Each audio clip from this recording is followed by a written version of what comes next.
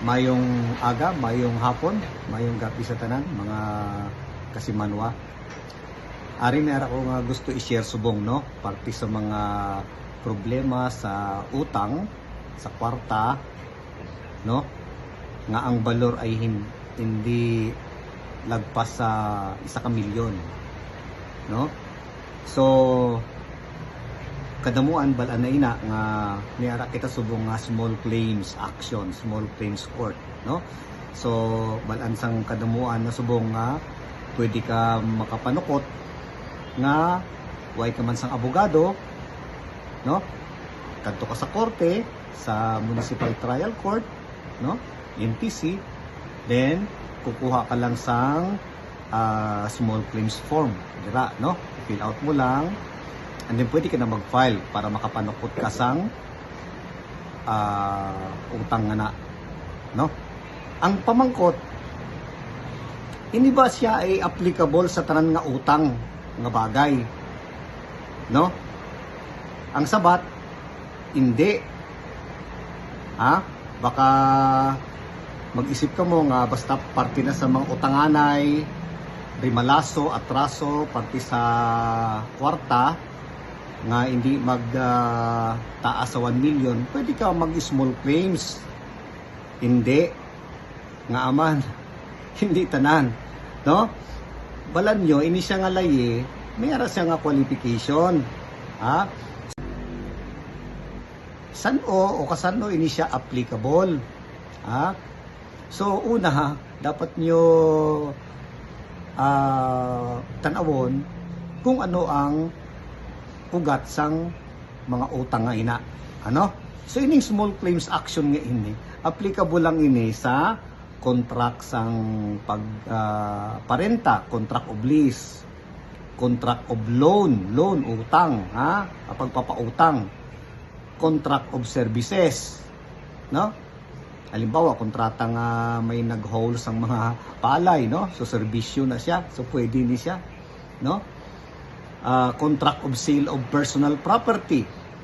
Personal property katulad sang relo, alahas, no? Personal property na siya, no? Kag ang ginahambal nila nga enforcement sang barangay action. Subot sa lingon, hindi ni siya applicable sa tahat nga problema sang pagsukot sang mga kwarta, utang. Halimbawa, contract to sell sang real property, butsilingon ang mga lupa nga let's say 500,000. Pwede ba sa small claims court yan? Hindi pwede.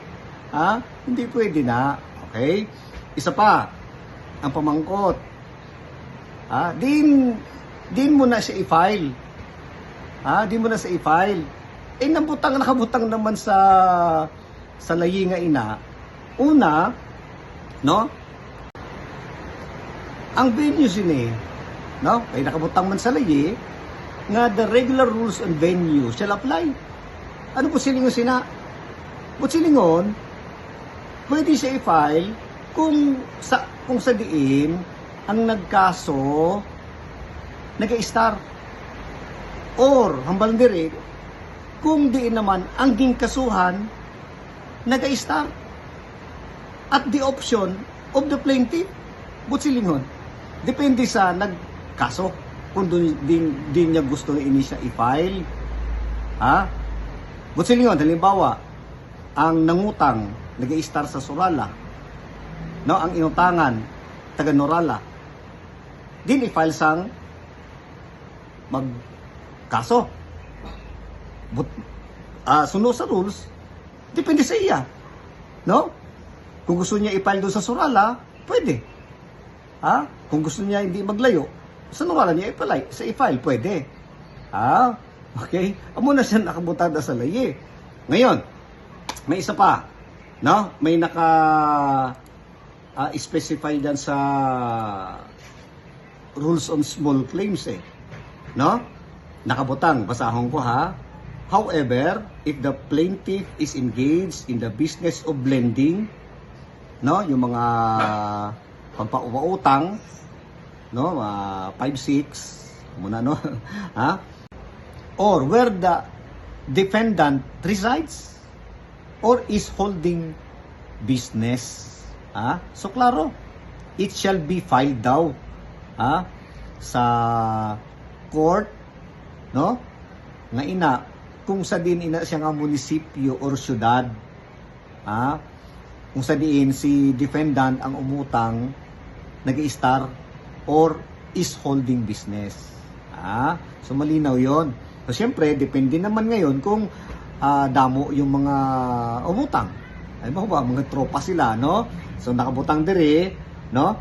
At the option naman sang magkaso of the plaintiff. Okay? So silingon.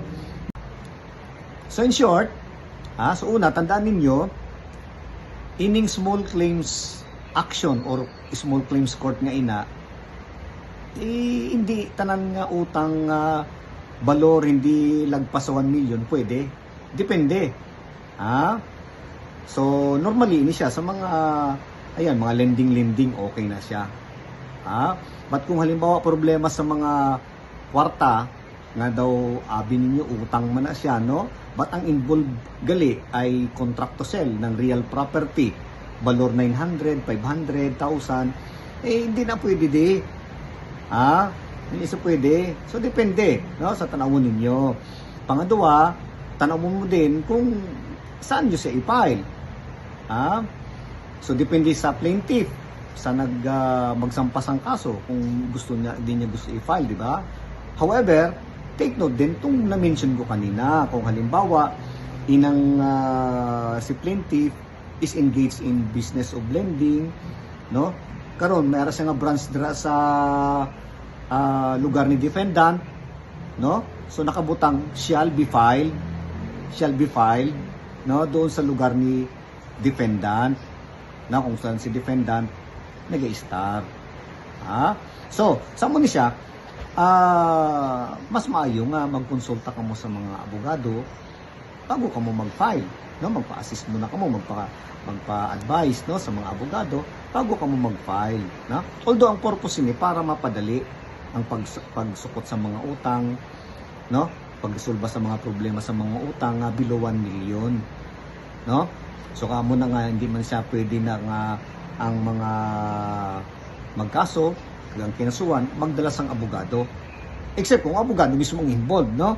Okay, so amo ni siya nga para ang purpose ni para mapadali ma-resolve ni siya, no? So adto ka mo sa court, sa small claims court, pamangkot ka mo kung di mo ga-star, no? Okay, o kung hapit ka mo sa korte, kuha ka mo sang statement of claim, no?